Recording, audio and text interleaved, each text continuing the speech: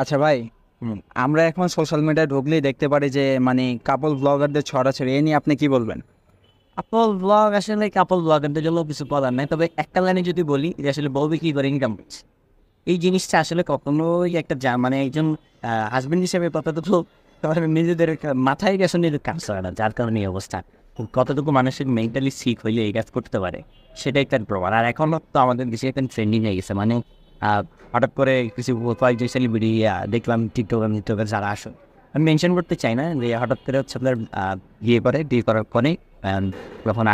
আসার পরেই যার টিকটক 1 লাখ ফলোয়ার হচ্ছে সে হয়তো ইউটিউব চ্যানেল খুলে পেজ খুলে, আর ভাই কাপড় এমন হয়ে গেছে আসলে ফেসবুকে এটাও খায়, মানে ওই যে বলেন যে ভিউজ হচ্ছে মিলিয়নের উপর মিলিয়ন, 30-30টা ভিডিও দিচ্ছে, পেজ উঠে যাচ্ছে, এরপরে যে কাপল ব্লগ করে তাদের সংসার চলছে। এখনো অনেক টাকার মালিক, এরপরে যে কি জানি নাম আমি বলতে যাচ্ছি না, তারপর সোশ্যাল মিডিয়ায় ঢুকলে, বিশেষ করে ফেসবুকে ঢুকলেই দেখা যাচ্ছে যে জান্নাত তোহা আর হচ্ছে সুমাইয়া বিপি, ইমরান বিপি,